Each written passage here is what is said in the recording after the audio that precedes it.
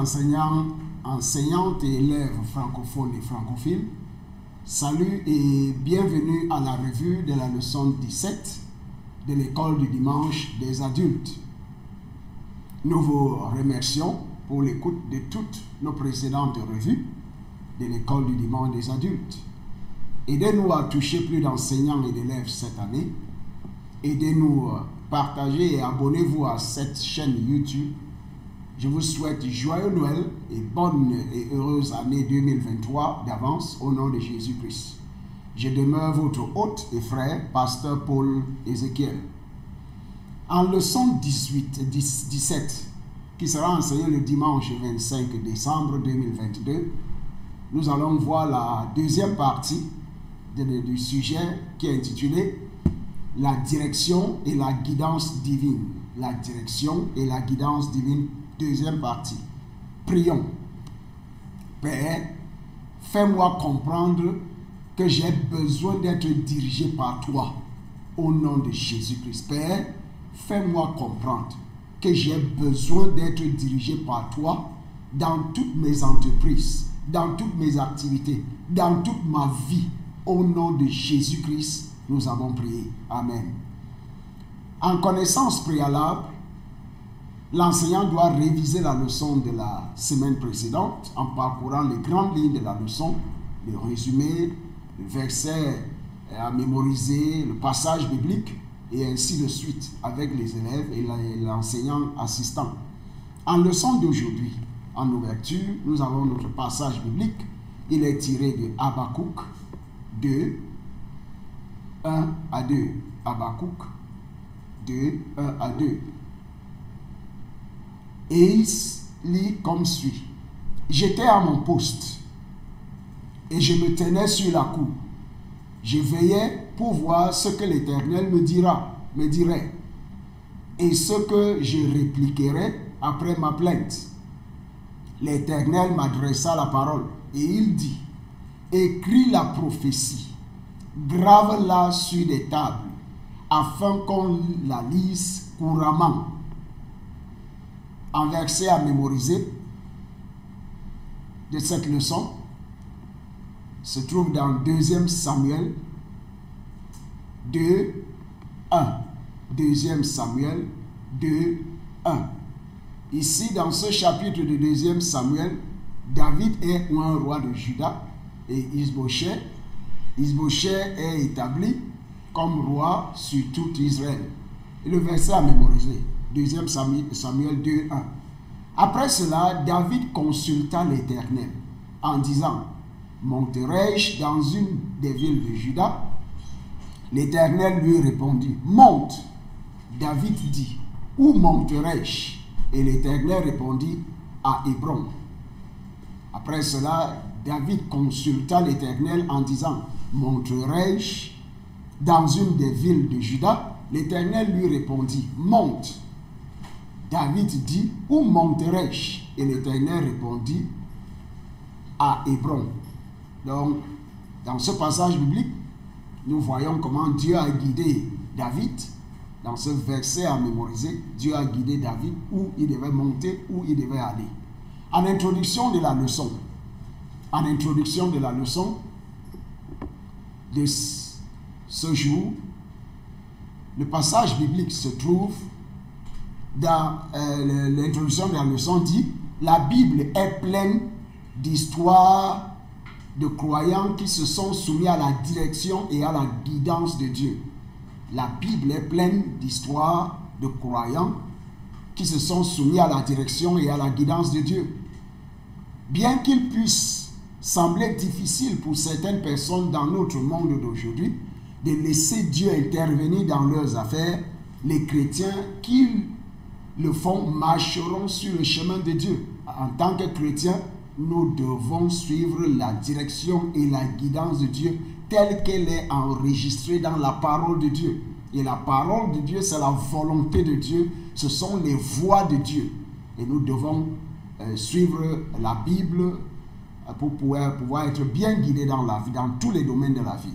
En journal de l'enseignant, cette partie n'est pas à être enseignée lors de la classe. En objectif, nous voulons enseigner davantage sur la direction et la guidance divine en mettant l'accent sur les exemples bibliques et les conditions préalables pour pouvoir être guidé et dirigé par Dieu. En objectif d'enseignement, à la fin de cette leçon, les élèves devaient être capables A. de citer des exemples bibliques de direction et de guidance divine, B. d'énoncer les conditions requises pour être dirigé et guidé par Dieu. En plan d'enseignement, l'enseignant doit engager les élèves, l'enseignant assistant, les élèves, et pour qu'ils puissent dire et faire des choses et pouvoir retenir 90% de ce qu'ils ont étudié après 3 jours ou 72 heures. Que Dieu bénisse tous nos enseignants et élèves au nom de Jésus-Christ. Amen. En revue du passage biblique, Habakkuk 2, 1 à 2, il incombe aux enseignants de s'asseoir et d'étudier ce passage en profondeur pour pouvoir trouver les secrets, les idées cachées, les secrets cachés qui se trouvent dans ce passage pour pouvoir enseigner à la classe. En méthode d'enseignement, nous utilisons dans cette leçon la méthode d'enseignement magistrale. Cela ne veut pas dire que les enseignants doivent monopoliser la parole. Ils doivent faire à ce que les élèves participent alors de la classe pour pouvoir se rappeler de la leçon dans son entièreté. En gestion du temps, dans cette leçon, nous avons 2 grandes lignes de la leçon et nous allons partager le temps d'enseignement qui nous est imparti entre les 2 grandes leçons, 2 grandes lignes de la leçon. En grande ligne de leçon 1, exemple biblique de direction et de guidance divine. Exemple biblique de direction et de guidance divine. Voici quelques exemples de personnes qui ont été dirigées et guidées par Dieu dans la Bible. Dans Genèse, en point 1, dans Genèse 12, 1 à 4, Genèse 12, 1 à 4, Dieu a ordonné à Abraham de quitter son pays pour une terre promise et il a obéi. Et en fin de compte, aujourd'hui nous sommes appelés les enfants, les descendants d'Abraham. Il a obéi et Dieu, puisque Dieu l'a guidé, ça a réussi. Il a réussi dans la vie et nous prions que Dieu nous guide pour que nous puissions réussir dans la vie au nom de Jésus-Christ. Dans le point 2, en Nombre 9, 17 à 23, Nombre 9, 17 à 23, les Israélites ont obéi à l'instruction de Dieu de voyager avec la nuée et ils ont été protégés. Dans le point 3, dans Genèse 31, 3, Genèse 31, 3, Dieu a ordonné à Jacob de retourner dans son pays. Dieu a ordonné à Jacob de retourner dans son pays. Dans 1er roi 18.1, Dieu a dit à Élie de se montrer à Achab, car il ouvrirait les cieux pour que la pluie tombe. Et cela s'est passé ainsi. Dans 2 Samuel 5.19, David a demandé à Dieu s'il devait aller contre les Philistins ou non. Et Dieu l'a guidé en conséquence. Dans Matthieu 2, 9 à 12, Dieu a dirigé et guidé les mages vers le lieu de naissance de Jésus-Christ. Et ils y sont arrivés sans problème. Et ils ont loué le Seigneur, le nouveau Seigneur et Sauveur dans son lieu de naissance. Dans Acte 9, 10 à 11, le Seigneur a donné et guidé Ananias vers l'adresse spécifique de Saul de Tarse pour qu'il puisse aller prier pour lui. En chose surprenante, le Saint-Esprit peut vous interdire d'accomplir une tâche, même si elle semble plaire à Dieu. Le Saint-Esprit peut vous interdire d'accomplir une tâche, même si elle semble plaire à Dieu. Dans Acte 16, 6, il s'agit dans le livre de Acte 16, il s'agit du second voyage missionnaire de Paul et d'un appel en Macédoine. Et lors de cet appel en Macédoine, bien que ce fût pour aller gagner des âmes, regardez ce que le verset 6 dit, ayant été empêché par le Saint-Esprit d'annoncer la parole dans l'Asie, il traversait la Phrygie et le pays de Galatie. En activité de classe 1,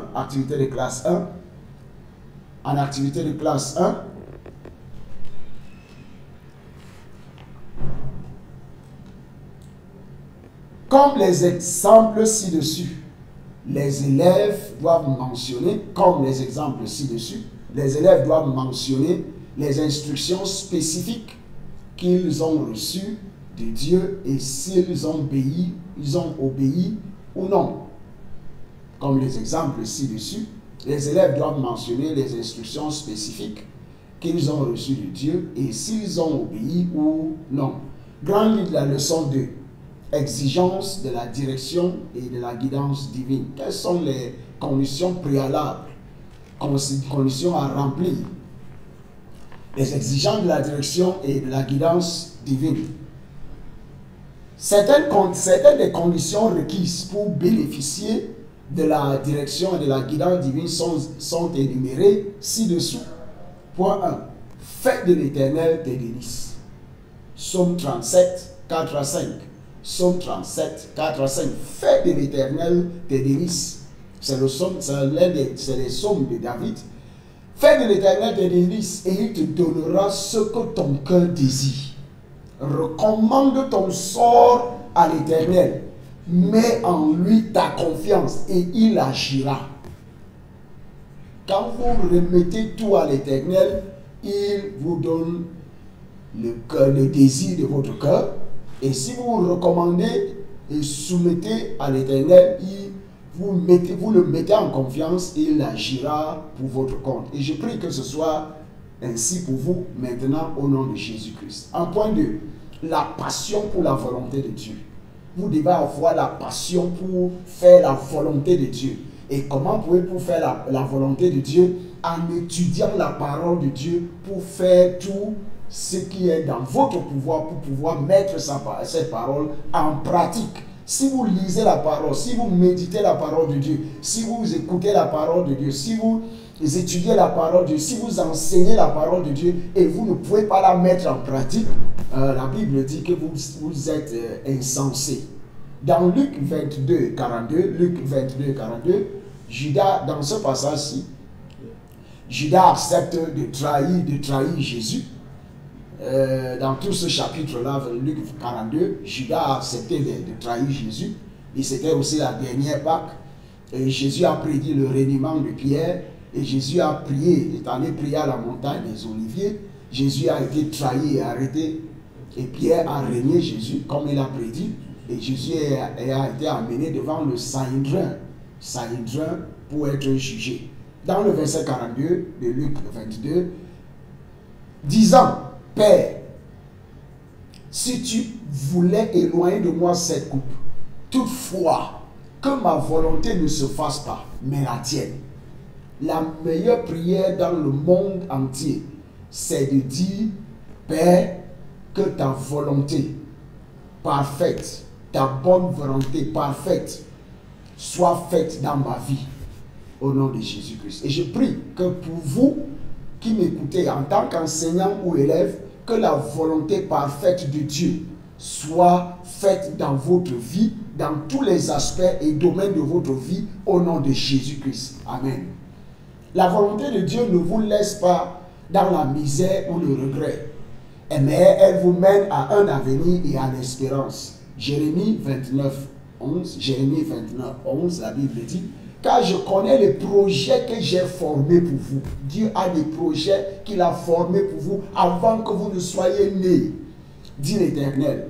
Projet de paix et non de malheur, afin de vous donner un avenir et de l'espérance. Et je prie que comme vous vous soumettez à Jésus-Christ, comme vous vous soumettez à la volonté de Dieu, que la paix et le bonheur, un avenir et l'espérance soit votre portion, soit votre sort, au nom de Jésus-Christ. Amen. En point 3, la volonté d'être dirigé. Dans Romains 8, 14, la Bible dit, car tous ceux qui sont conduits par l'Esprit de Dieu sont fils de Dieu. Si vous n'êtes pas conduit par l'Esprit de Dieu dans tout ce que vous faites, vous n'êtes pas fils de Dieu. Ça, c'est ce que la Bible nous dit. En point 4, l'attitude de douceur. Dans le psaume 25, 9, la Bible nous dit, il conduit les humbles dans la justice. Il enseigne aux humbles sa voie. Quand vous êtes fiers de vous, imbus de vos accomplissements, Dieu ne peut pas vous donner la justice, il ne peut pas vous guider. Mais quand vous vous humiliez, quand vous êtes humble, Dieu vous conduira dans la justice et il vous montrera, il vous enseignera sa voie. En point 5, l'attitude de recherche. En Jérémie 6,16, la Bible dit: ainsi les paroles de l'Éternel, placez-vous sur les chemins, regardez et demandez quels sont les anciens sentiers, quelle est la bonne voie, marchez-y et vous trouverez le repos de vos âmes. Mais ils répondent: nous n'y marcherons pas. Je prie que Dieu ne nous donne pas un esprit, ne nous donne pas un esprit de rébellion au nom de Jésus-Christ. L'attitude de recherche, l'attitude d'entendre et d'écouter. C'est mieux d'entendre et d'écouter. Activez le mode d'écoute. Psaume 85, 8. Psaume 85, 8. Ça, ce sont les psaumes des descendants de Corée. Psaume 85, 8. J'écouterai ce que dit Dieu, l'Éternel, car il parle de paix à son peuple et à ses fidèles, pourvu qu'il ne retombe pas dans la folie. Je prie que Dieu vous donne la grâce de pouvoir l'écouter et qu'il parle de paix dans votre situation de trouble à l'heure actuelle au nom de Jésus-Christ. Et je prie que vous ne retombez pas dans la folie au nom de Jésus-Christ. Point 7. L'attitude de patience. Ésaïe 28, 16 dit: c'est pourquoi ainsi parle le Seigneur, l'Éternel. Voici, j'ai mis pour fondement en Sion une pierre éprouvée, une pierre angulaire de prix, solidement posée. Celui qui la prendra pour appui n'aura point hâte de fuir. Amen. Ne vous forcez pas à entendre ce que Dieu ne dit pas. Ne vous forcez pas à entendre ce que Dieu ne dit pas. En point 8, imprégnez-vous de la parole de Dieu et méditez sur elle. Imprégnez-vous de la parole de Dieu et méditez sur elle. Psaume 119, 105. Psaume 119, 105 dit: ta parole est une lampe à mes pieds et une lumière sur mon sentier. Cette parole est à jamais et éternellement, subsiste éternellement dans les cieux. Et donc, je prie que dans votre vie, que la parole de Dieu soit une lampe à vos pieds au nom de Jésus-Christ et qu'elle soit une lumière sur vos sentiers dans tous les domaines de votre vie au nom de Jésus-Christ. Amen. En point 9, prêtez attention aux dirigeants pieux qui sont au-dessus de vous. Prêtez attention aux dirigeants pieux qui sont au-dessus de vous. 1 Samuel 39, l'Éternel ici parle dans 1 Samuel chapitre 3, parle à Samuel. Et dans le verset 9, il dit à Samuel: va, couche-toi. Ça, c'est Élie qui donne conseil à Samuel, au petit Samuel. Va, couche-toi. Et si l'on t'appelle, tu diras: parle, Éternel, car ton serviteur écoute. Et Samuel alla se coucher à sa place. En point 10, obéissez aux instructions précédentes. Obéissez aux instructions précédentes. Dans Marc 4, 24b, la Bible dit, il leur dit encore: prenez garde à ce que vous entendez. Faites attention à ce que vous entendez. On vous mesurera avec la mesure dont vous vous serez servi. Et on y ajoutera pour vous. Faites attention à ce que vous écoutez, puisque ce qui entre dans votre pensée sort de votre vie. Ce qui entre dans votre pensée sort de votre vie. Faites attention à ce que vous écoutez. Écoutez la parole de Dieu et je vous dis la vérité.